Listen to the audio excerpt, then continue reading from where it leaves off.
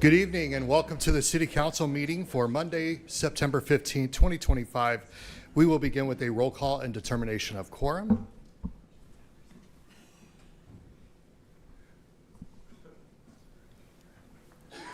Lehman. Here. Maher. Here. Roberts. Here. Stroman. Here. Pettigrew. Here. Sechrist. Here. Beaverdorf. Here. Tamang. Here. Evans. Here. Meyer. We have a quorum. Thank you. Before we go to our invocation, just a few words, if you don't mind. 5 days ago, our nation witnessed the horrific murder of Charlie Kirk. And make no mistake about it, this was an evil act. And once upon a time, not so long ago, our culture universally condemned acts of evil like this and the others, like the Minnesota lawmaker shootings, the Ukrainian woman who was stabbed in a subway, and others. This past week, it's disturbing to see how many openly mocked and celebrated cold-blooded murder. I want to say this is wicked and wrong and needs to stop. Despite the darkness, though, there is hope. It is encouraging to see so many people from all walks of life working to be a light and a force for good. Much of that we'll celebrate tonight. We lift up Charlie's wife, Erica, her children, and all those who loved Charlie. And we pray for the souls of our nation and our community. May we overcome evil with good, and may this be a turning point for us all. Next, we will have an invocation by Pastor Ron McLaughlin, followed by the Pledge of Allegiance. If you are able and willing, would you please rise? Thank you, Mayor. We pray with you. Father God, first of all, we thank you and praise you, God, for a day, another day. Lord, we're grateful in this room that we get to live in this country, in this city, in the Black Hills of South Dakota. Lord, we're grateful for the first responders that are in this room and that work around this city and the area as well.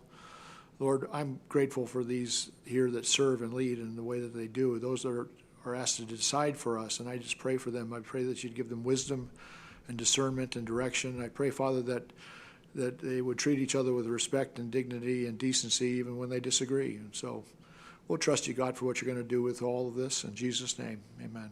Amen. I pledge allegiance to the flag of the United States of America and to the republic for which it stands, one nation, under God, indivisible, with liberty and justice for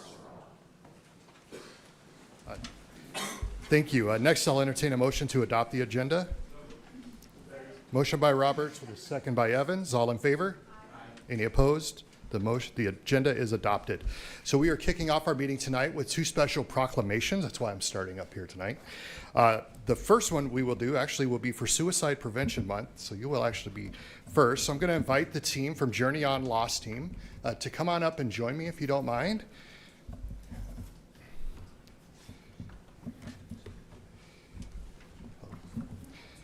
We have Taylor and the rest of the team. We got a whole crew here.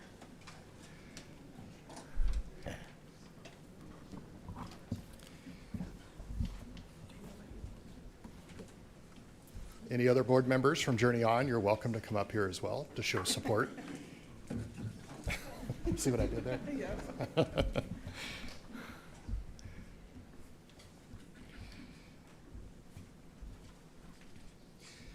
We are grateful, of course, for the work that Journey On does. The city has a great contract with them and a great partnership with them.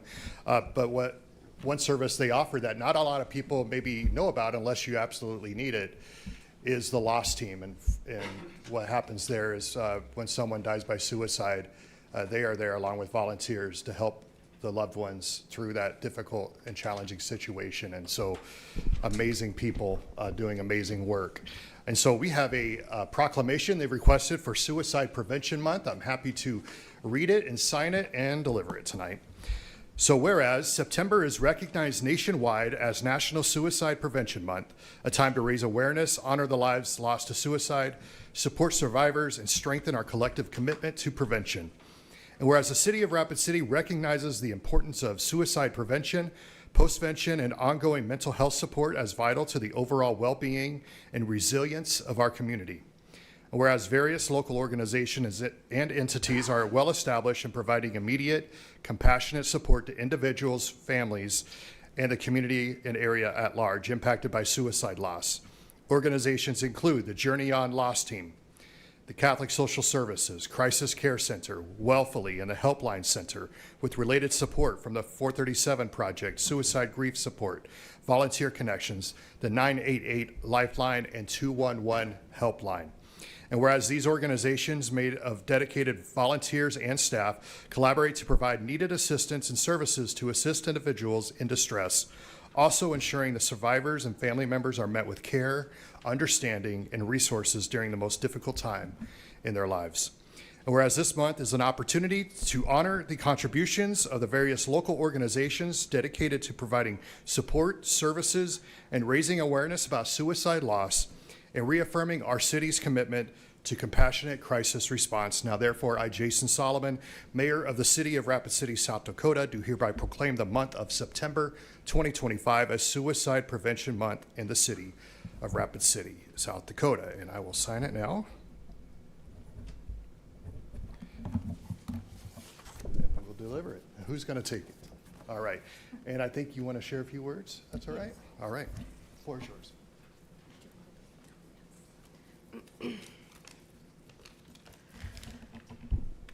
Thank you, Mayor, City Council, and this community for recognizing September as Suicide Prevention Month. Again, my name is Taylor McCarty, and I'm the Journey On Lost Team Program Director. On behalf of Journey On and our Lost Team, I want to share how meaningful this proclamation is, not just for our organization, but for every family and individual who has been touched by suicide. When a life is lost, the ripples of grief are wide and deep. Our team has the honor of walking alongside survivors in those first most difficult moments, simply to remind them that they are not alone. This proclamation is more than a recognition, it is a message of hope. It says to survivors, your loss matters, your loved ones matter, and you matter. It also reminds us as a community that we have a role to play, whether by checking in on a friend, listening without judgment, or showing up for one another. I'm deeply grateful for our volunteers and community partners who give so much of themselves for their survivors, whose courage continues to inspire this work every single day. Together, we can build a community where healing is possible, where silence is broken, and where hope is always present. Thank you for standing with us.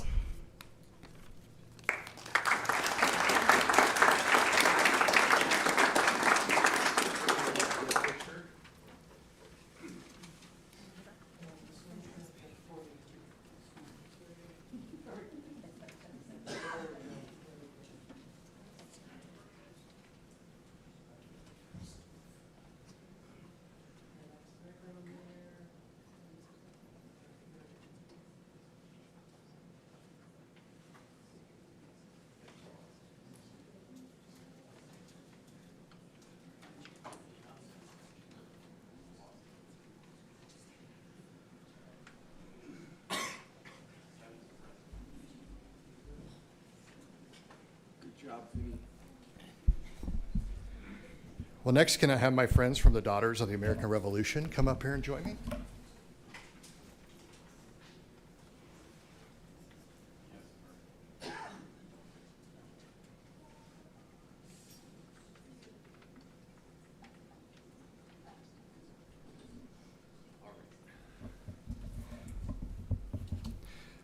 Well, it is my honor tonight to sign another proclamation for Constitution Week as presented by these fine ladies tonight. So I will read it and sign it, and then we'll let them share a few words with you.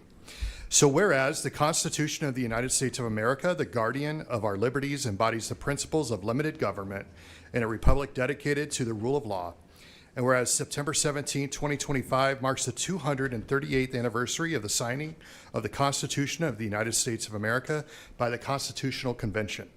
And whereas it is fitting and proper to accord official recognition of this magnificent document and its memorable anniversary and to the patriotic celebrations which will commemorate it. And whereas Public Law 915 guarantees the issuing of a proclamation each year by the President of the United States of America designating September 17th through the 23rd as Constitution Week. Now, therefore, I, Jason Solomon, Mayor of Rapid City, South Dakota, do hereby proclaim September 17th through the 2025. Did I say that right? I missed the date. Let's try that again. Do hereby proclaim September 17th through the 23rd, 2025 as Constitution Week in Rapid City, South Dakota, and ask our citizens to reaffirm the ideals of the framers of the Constitution that they had in mind in 1787 by vigilantly protecting the freedoms guaranteed to us through the guardian of our liberties. And so I will sign this now. And there we go. I'll hand that over to you. Oh, you going to get a picture now? Or do you want to say a few words first? Go ahead and say, go ahead. All right. Okay. Good evening, Mayor and council members. I am Deborah Shelton, chapter of the Black Hills, chapter of the Daughters of the American Revolution. On behalf of the Daughters, I am honored to join you in recognizing Constitution Week, which begins each year on September 17th, the anniversary of the signing of the Constitution in 1787. This week is set aside to remind us of the enduring importance of that remarkable document, the framework of our freedoms, and the safeguard of our democracy. At a time when our communities and our nation continue to face challenges, the Constitution still calls us to civic responsibility, mutual respect, and the protection of the rights we all share. As we commemorate Constitution Week, we encourage all citizens to read the Constitution, reflect on its meaning, and remember the sacrifices made to secure the liberties it guarantees. And finally, I invite each of you to take part, whether by ringing a bell, displaying the American flag, or simply pausing to remember the Constitution at home, so that together we keep this spirit alive. Thank you.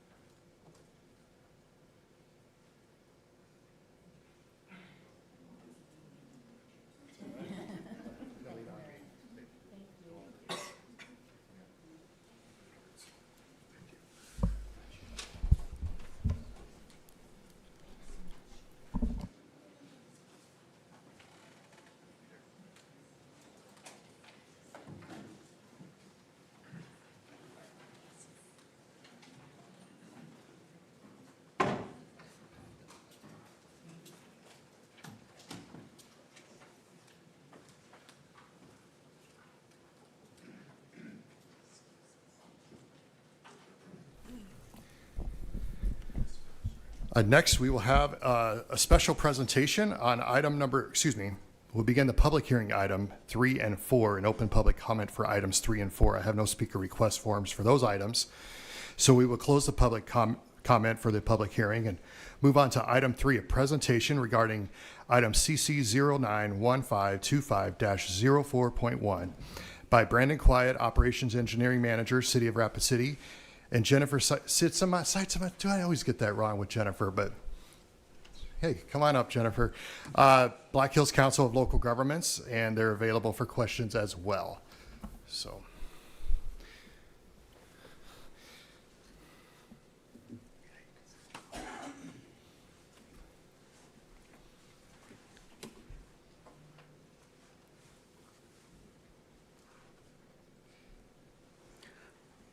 Hello, Council. I'm Brandon Quiet, Operations Engineer. I'm here to conduct a public hearing on an SRF application for wells 13 and 14. Here with me is Jennifer Seitzema. She's with Black Hills Council of Local Governments.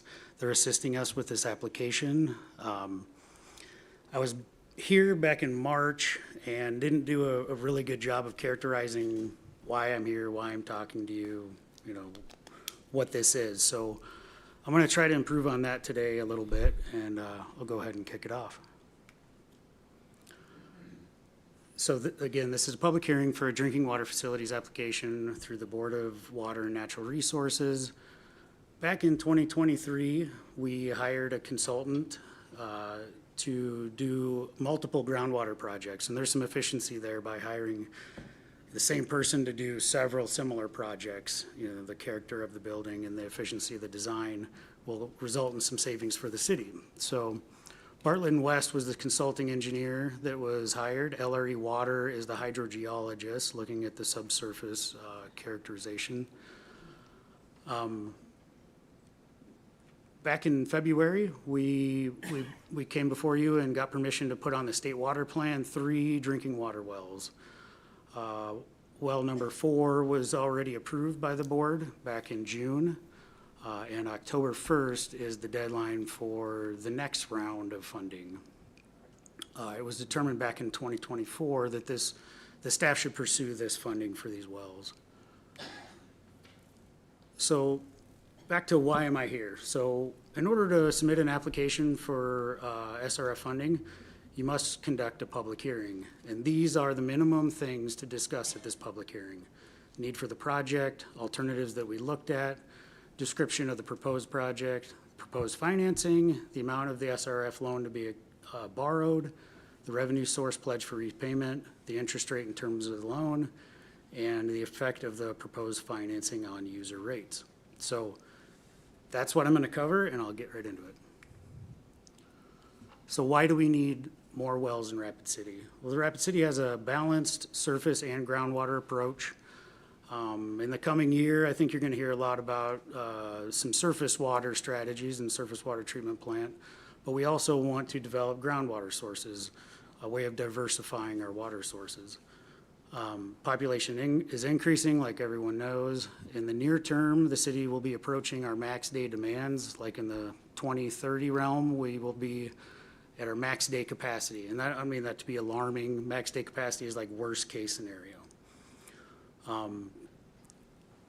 The water system redundancy and resilience is a hot topic so that the water system can sustain an impact like a booster station outage or a well being down.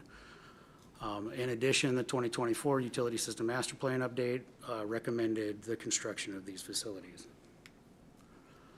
I'm going to start off with well 13 and describing what that is. What you're looking at right there is the Red Rock pressure zone. So down here, Sheridan Lake Road, and all of that north of there is the Red Rocks area.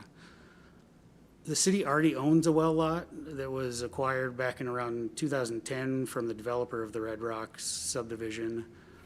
So our plan is to drill a new well on the property.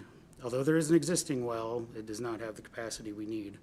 So drill a new well on the property, install new equipment, and construct a well house. We plan to use the existing irrigation well to supply irrigation water to Red Rocks, which we're contractually obligated to as part of a developer agreement from the past. Then we'll connect to an existing transmission main, which is right adjacent to this property. What we looked at for well 13 out in the Red Rocks area was, well, the do-nothing option. It's listed as zero cost, but as we all know, the do-nothing option has substantial cost, but it's quantified here as $0. That's determined to be inadequate. We could rehabilitate the existing well and construct a well house to provide water from the irrigation well and municipal into the municipal system. That would be about 4.4 million, and the size of that existing well would generate about 250 GPM, so not feasible for municipal purposes. The preferred option, 3, is to use the existing well and drill a new municipal well. That's versus number 4, which is to abandon the existing well and just drill a larger municipal well. In the long term, keeping both wells actually resulted in cheaper water for the long term, so that's the preferred option for well 13. Let's talk about well 14. What you're looking at here is the Pinedale pressure zone. So this is West Chicago right here, South Canyon. This area up here is the St. Martin's area, which has rapidly developed over the past 10 years. So that project will consist of acquiring property, which we're currently doing, but not looking for financing through this SRF loan. So it will be to drill a new well, install well equipment, and construct a new well house. Fortunately, the site we're discussing with the property owner is right adjacent to a transmission main, so that's convenient as well. So what we looked at for well 14 was the do-nothing approach. Again, $0 or a high value, whichever way you want to look at it. Drill a new well, about 7.6 million. And then the third, we really looked at 3 different sites, but based on the owner's preference that we're doing some negotiating with right now, and proximity to existing infrastructure and the required extension of new infrastructure, number 2 was the preferred option. I threw this in here because water's a hot topic right now, and Rapid City's gonna go drill some new wells, and it's a little bit controversial right now. I just want to point out that back in 1989, the city had enough foresight to go out and get a future use Madison water right permit. In South Dakota, water rights work off of the rule of prior appropriation, which means the first in time, first in right. So any water that we allocate based on that future use permit will have a 1989 priority date. So that's really advantageous for the city because we would take priority over any right that's been applied for since then. So the loan terms, pretty reasonable rate, and that's why the state offers these SRF loans, 3.5% for 30 years. The maximum amount to be borrowed under this funding application is $14,512,000. That includes both wells. The project is proposed to be phased in 2 phases. One is the well drilling for both wells, and if successful, then we follow up with the construction of the rest of the infrastructure. Since finance isn't my forte, I'm going to kick the next 2 slides over to Daniel Ainsley, our finance director. Thanks, Brendan. In looking at the sources for the loan repayment, there's a couple different options that the council would have. The first is if we were to do a regular general obligation bond, and so that would use the taxes that the city receives to pay for those improvements. The staff is not recommending that for several reasons. One is because your existing taxes are what funds your general fund, as well as your CIP fund, as well as your vision fund. So if you were to add a new cost to those various funds, there would end up being holes in various projects or ongoing operational costs that you would need to get rid of. The second would be a sales tax revenue bond. Again, essentially the same thing, except we would be pledging simply sales tax revenue to repay these bonds. That's just as a note of clarification. We have done that in the past. We did that recently for the Summit Arena project. Again, though, the sales tax is what goes to fund our general fund as well as our CIP and vision fund. The other is to do a water revenue bond. That is what we're proposing to do with the SRF. If you do a water revenue bond, you can have it paid through just the general rates, or you can have a specific surcharge. For council members that have been on the council for at least, I think, a year and a half, there was a lot of community discussion about whether or not the council or the city should use specific surcharges, or if we should just generally increase the minimums that are charged to our rate users. In the end, the council did authorize various different water rates over the next 5 years. What we are proposing is that we would actually re-examine that and slightly reduce the minimums, but implement the surcharge. That goes along with a lot of the requests that we receive from residents.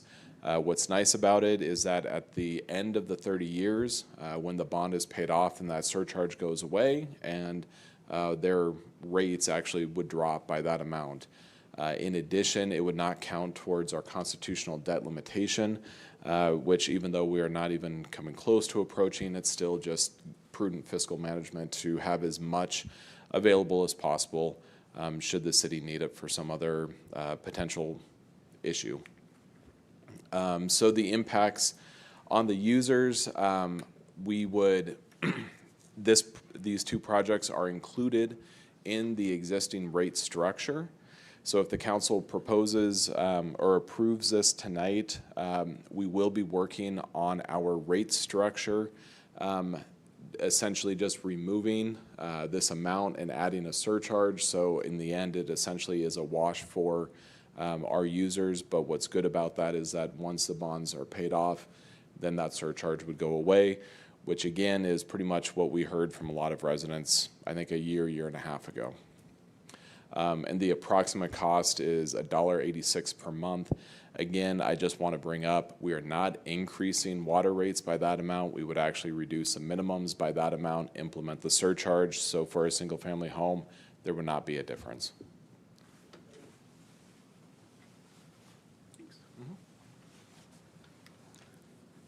And that brings us to the end of the presentation. I included a picture, this isn't a well, but that's the Shepherd Hills Booster Station, which was recently commissioned. It kind of represents the character of the type of buildings that Public Works has been building. And I just wanted to take a moment. Jennifer Seatsma stresses that taking public comment after this presentation is really important before you review the resolution that authorizes the mayor to make the application and all that. So I'd take any questions you may have. I do have Councilor Roberts in the queue. Thank you, Mr. Mayor. And Daniel, if you want to come up here real quick, I think you'd be the best one to answer this question. I just want to pose that question for the constituents out there that weren't terribly thrilled about our water rate increases in the past, especially the 5-year increase. So these two are projects that were within that plan, and that's why it's being paid for by the rates that are already been imposed. So it's nothing new, it's just something within that plan. And I do like the fact that we're putting it into, where it's gonna be paid off at the end of this, so it just doesn't go on for perpetuity. So I appreciate that, thank you. Absolutely, you're absolutely correct. Councilor Stroman, you have the floor. Thank you, Mayor. I have a question for Brandon. In your Red Rocks proposal, you have something in there about irrigation and residential use. I mean, do we have other tools other than every other day lawn irrigation in the summertime to conserve water? Is there anything else from a council standpoint we could look at? I'm not sure I'm prepared to answer that question. Fair enough. Eric Boyda may have some ideas from a previous utility. I think it's a common approach, though. Sure. If that's okay, Mayor, could Eric come up? Yeah. Let's see, we're all interested in what kind of answers he's going to share. Okay, thank you. Eric Boya is our superintendent for our water division. Thank you, Mayor, Councilor. So you're asking about alternative forms of conservation besides irrigation? Or additional? I mean, of course, residents are encouraged to use, low water appliances is probably one of the best ways. The 1.6 gallon flush toilets is another way, in high efficiency washers and dryers. Okay. Thank you. Can I ask one other question? Sure thing. Can I ask one of the city attorney? Yes. Joel, I noticed, there was talk about this 1989 first in has the rights type of deal. Is that statutory, or how solid or how reliable do you think that is, or have you ever had a chance to look at that? I hate to see the rules change sometime and then we come out with something less than what we think we have.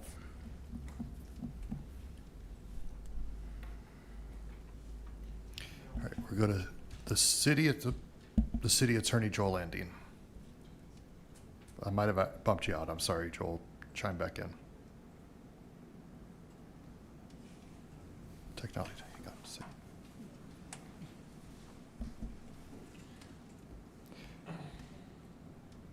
Might have to have you borrow your neighbors there. Well, every time I select Jim, it bumps them out.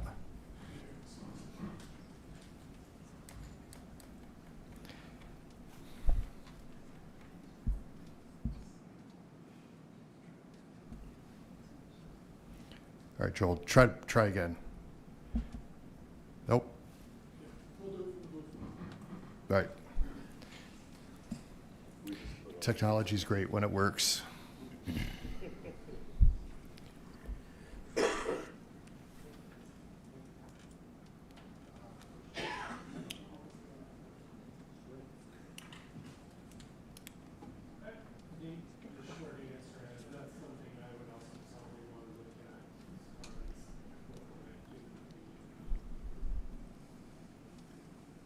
Okay, All right. thank you. I just Since want to his- be proactive, I Since his guess. mic was off, I just share for the public.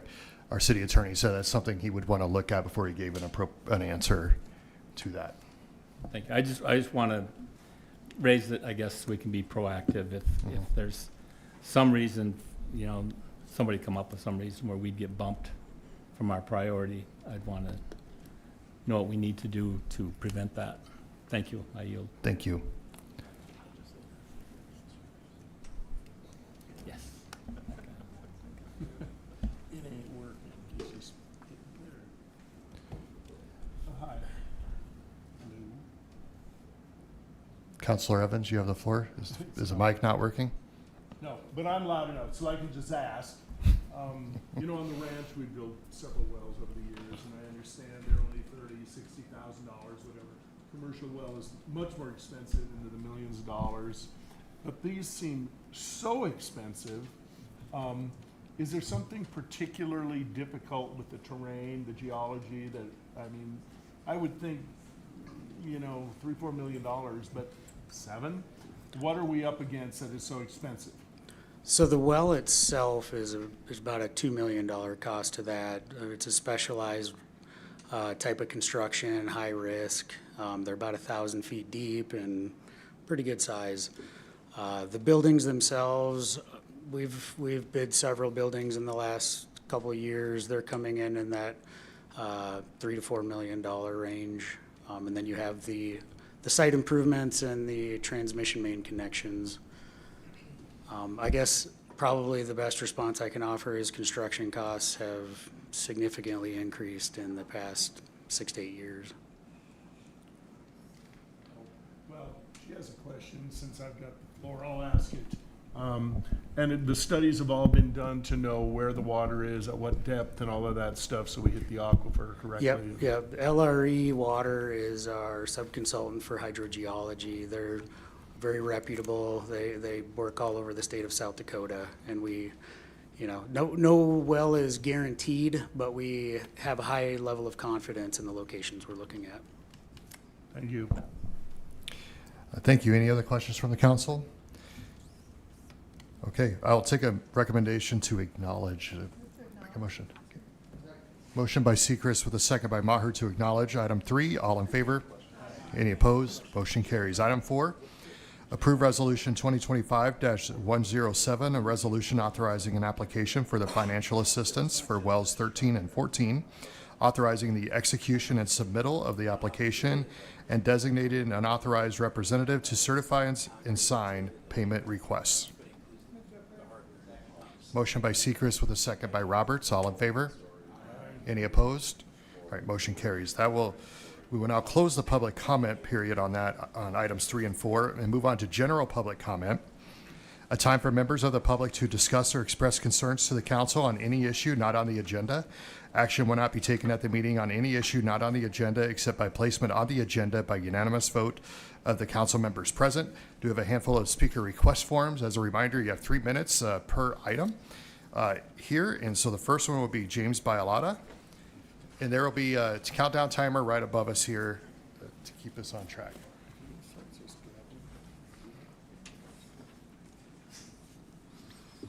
All right, thank you. Like you said, I'm James Bialotta, but after the tragedies of the last week, I think we can all say we are Charlie Kirk. I am a little disheartened today to see you awarding and acknowledging the Constitutional Week, which sounds great on paper, this commission or this council's actions, along with the police department, absolutely violate constitutional rights on a daily basis. It's been brought to my attention through credible evidence and police body cams that they wrote up memorandums, emails, and other documents to retaliate against people coming to city council to air their grievances. This is a federal criminal act. It is a federal felony.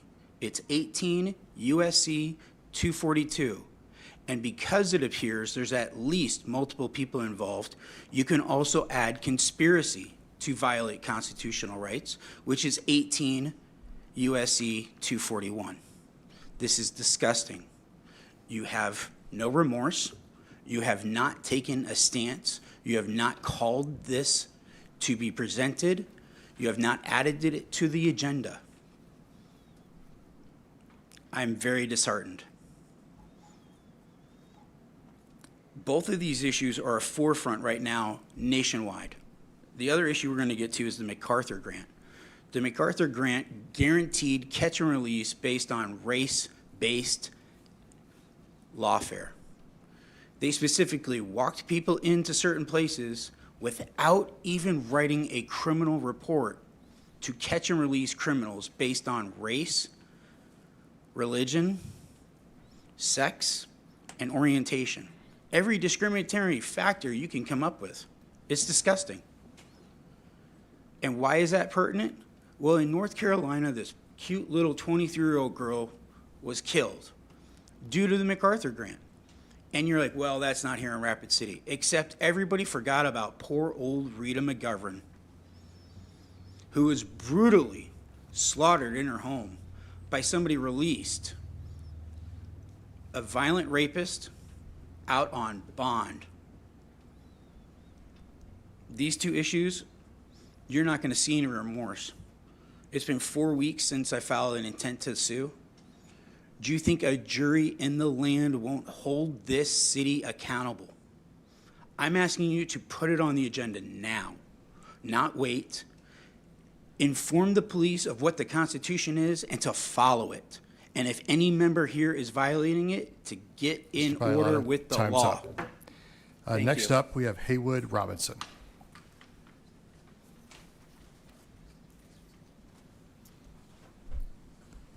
Hi, thank you for your time today. I'm a teacher over at Stevens. I've been a longtime resident. I've been a part of the family, my family's been part of this area for a long time. And I love to play games. And I know that sounds like it's not relevant immediately, but I love Jenga. You know, you pull from the bottom and you put on the top. And ultimately, all taxes are a reallocation of wealth. And I see these TIFs that are coming out as a reallocation of the wealth that profoundly come from the bottom and are added to the top. We have issues that we're hearing about today that we're like critically low on water or about to be low on water, and we're talking about building an actual water park. Now, yes, the TIF funding is coming from their future promise to pay, but ultimately we can't build anything with nothing, so someone is going to have to shoulder that burden of debt. And as we're hearing today, we already noticed the burdens of these much smaller allocations. And I'm really concerned with other projects coming in, like the data center, and I know that some of these are potential, but ultimately the additional water usage and power usage that's going to impact this community, maybe we're not paying directly for their development of land, but they are going to be increasing the volume of water taken and power taken, and that is going to create a bigger price for this community. And I think that's something that really needs to be considered.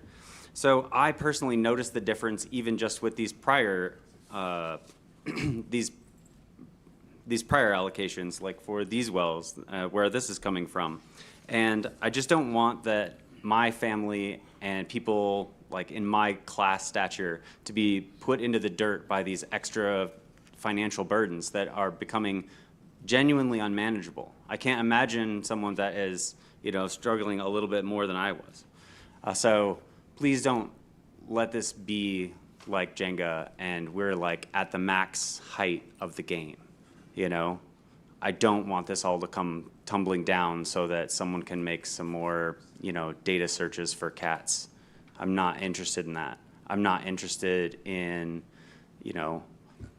out-of-town money coming in if I can't drink, right?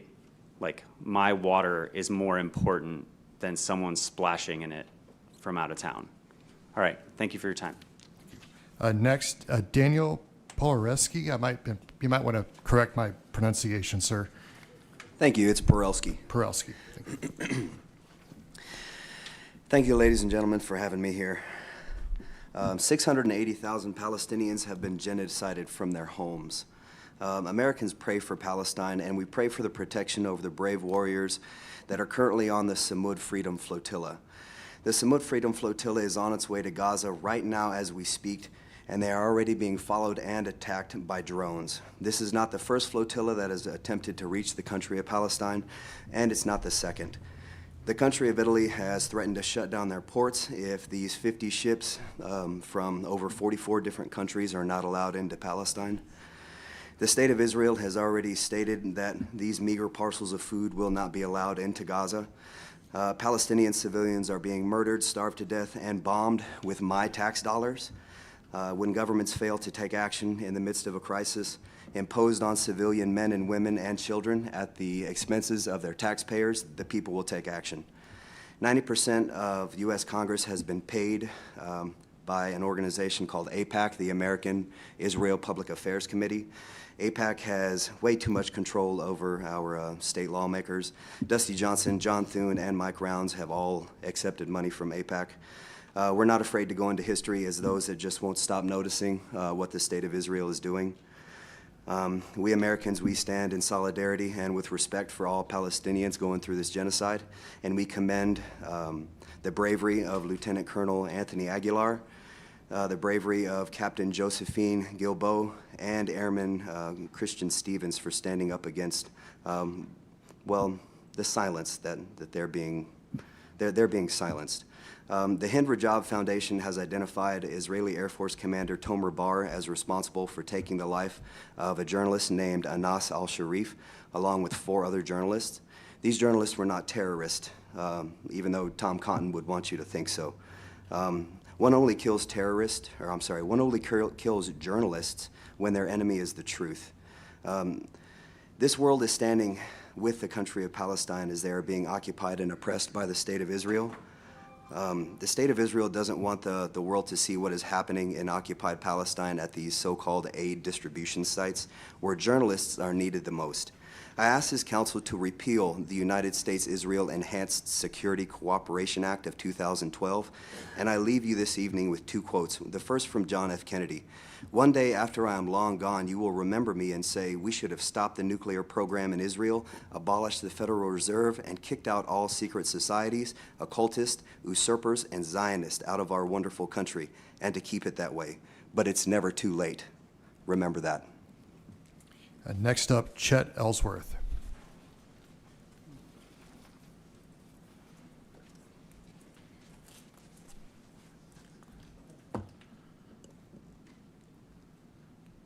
Is this on? Yes, sir. Oh, yeah. Chad Ellsworth for myself, bringing to your attention with comments on the Liberty Land TIF petition process this week. And I'm going to follow just a couple quick events and follow it with a request.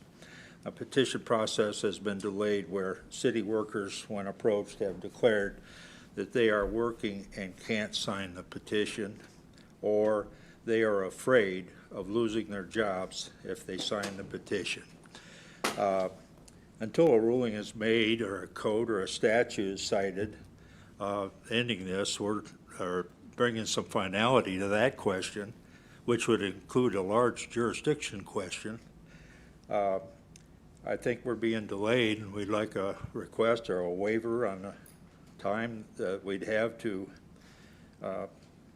get the petitions done.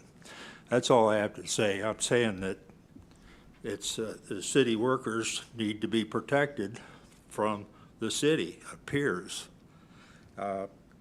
It looks like it could be, in some instances, going to a Charlie Kirk situation. They're afraid. They're afraid of losing their jobs. So I'm just putting it back on you folks, maybe to come up with a resolution. I have requested from the finance office some information on the people that work for the city, and I'm hoping we can come to some resolution so that we can move ahead and everything can be smooth. Thank you. Next up, Sarah, is it Vigil? Vigil.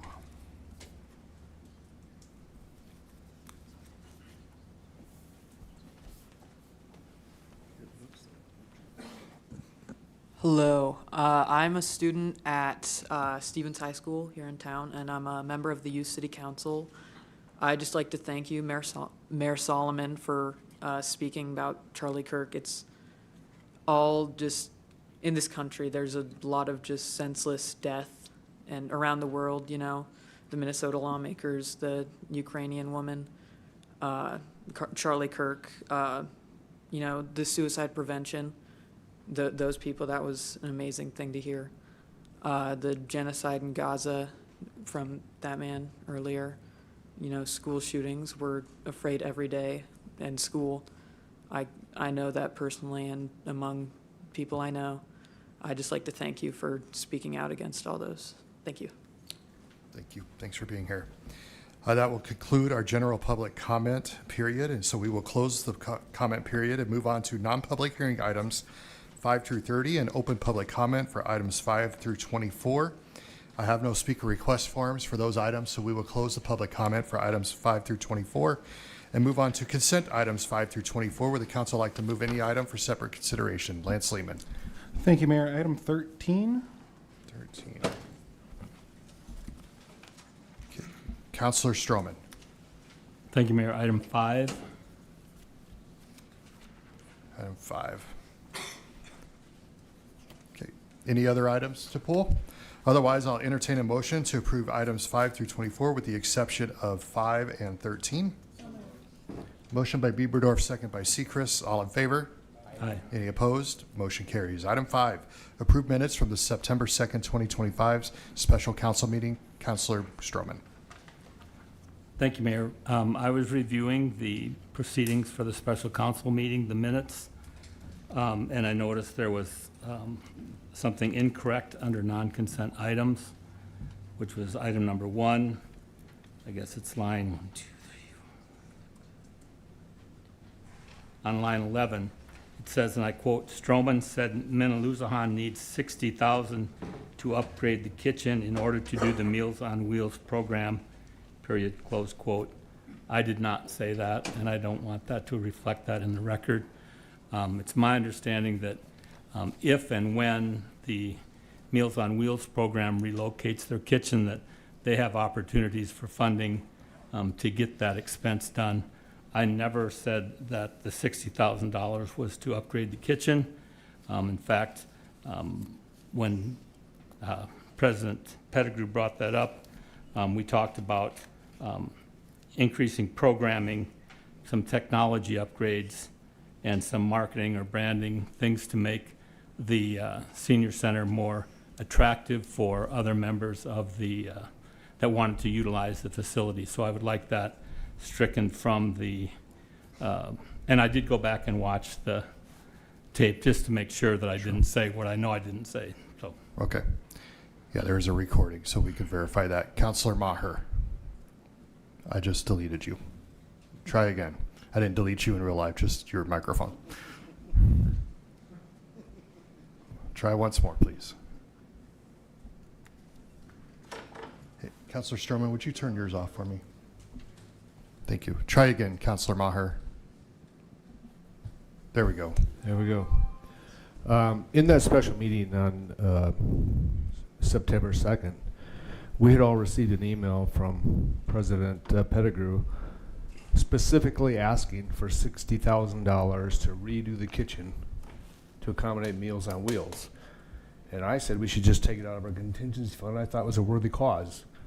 And then we find out after the meeting that's not what the money was for. We didn't talk about programming and diversity programming for the for the board and board development. That all came after the meeting. So I think Councilman Pettigrew, he can pull up his email. He's the one who told us that was to redo the kitchen. Thank you. Well, it's, in terms of the minutes, that's a separate matter for another time. In terms of the minutes, we'll ask that our recording secretary go back, review the YouTube video, make sure that the minutes accurately reflect the statements made. Does that sound good? All right. Motion by Sechrist. Second by Roberts. Well,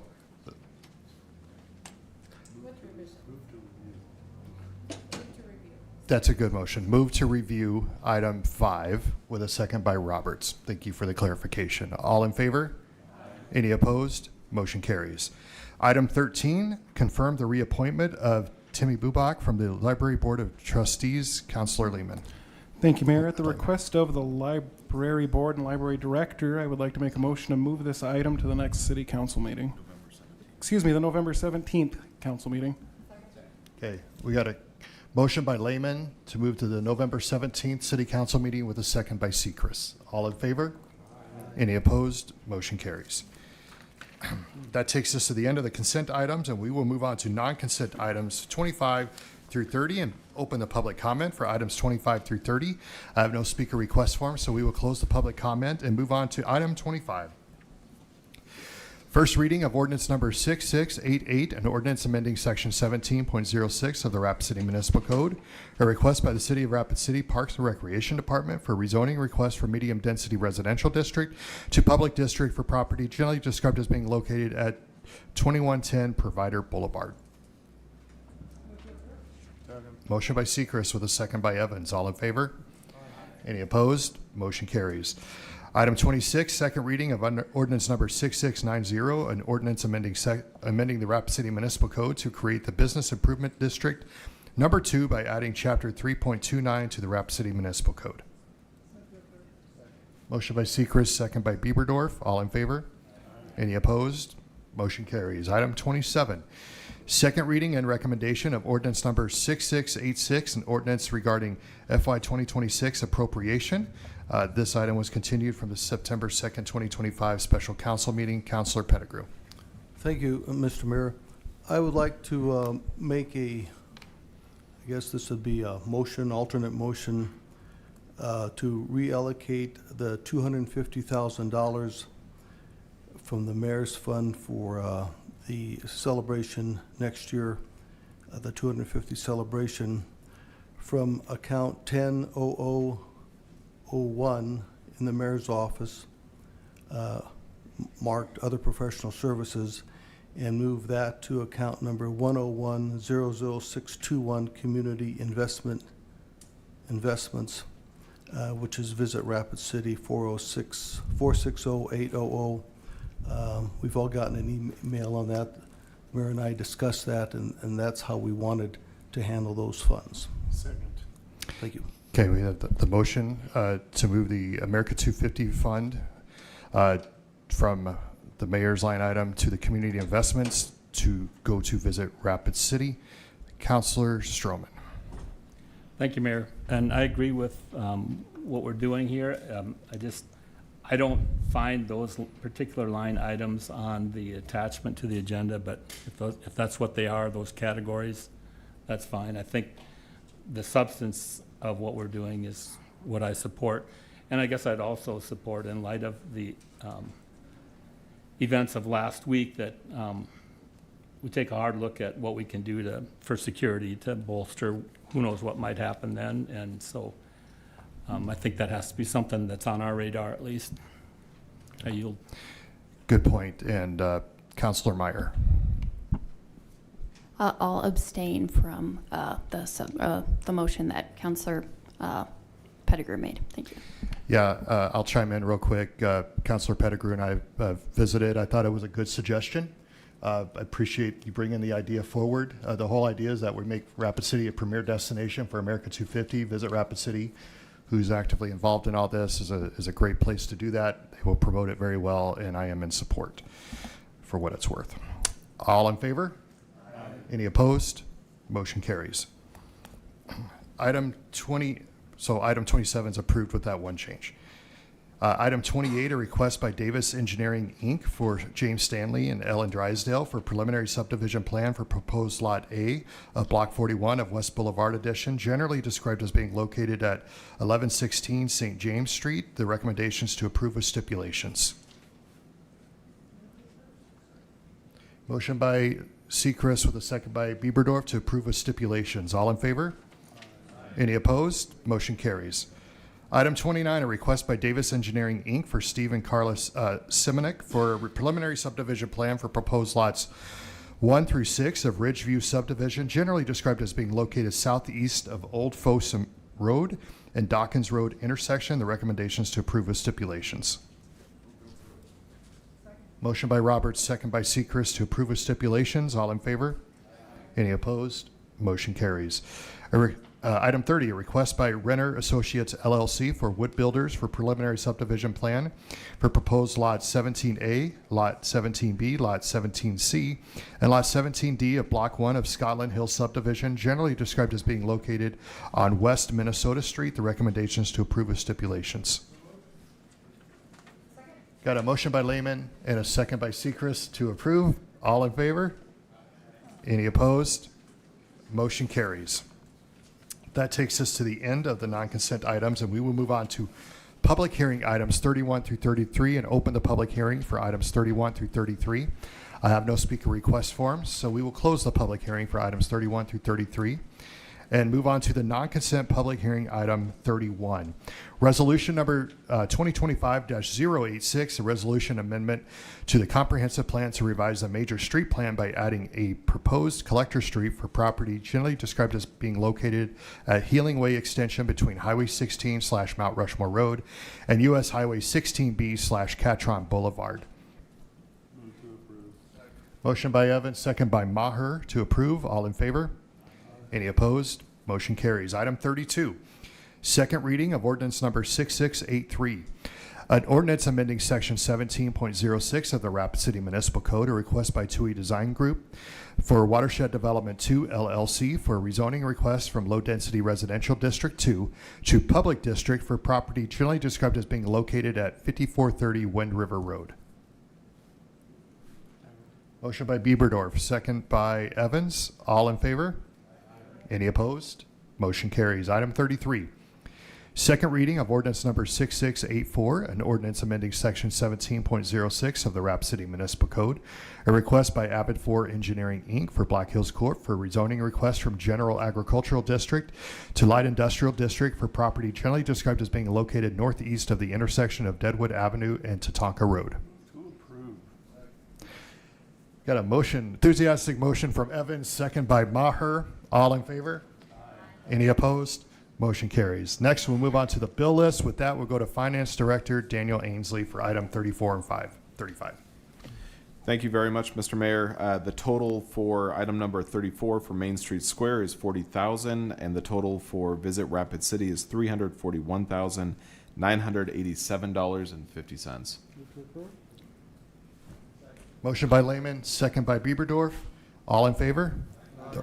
Stand by before we go to opposition. Councilor Meyer? I bumped you out. Looks like I can only do one at a time. I believe Councilor Meyer has said she would like to abstain from the vote. That is duly noted. So any opposed? All right. Motion carries with one abstention from Meyer. Finance Director Daniel Ainsley, you are on to 35. Thank you very much, Mr. Mayor. The bills tonight for the remaining bill list total $12,133,381.51. I would like to add one additional bill for True Form for $136,830. There was some negotiation between Public Works and True Form as to the final amount of that. Both sides have agreed in order to allow them to get paid before October 7th. I would like that to be added to this list. What was the dollar amount again? That was for $136,830. Okay. Do we have a motion to approve with the addition for $136,830 to True Form? All right. Motion by Roberts to approve with that addition. Second by Sechrist. All in favor? Any opposed? Motion carries. Do we have a motion to adjourn? Motion by Tamang. Second by Stroman. All in favor? Any opposed? We're adjourned. Thanks, everyone.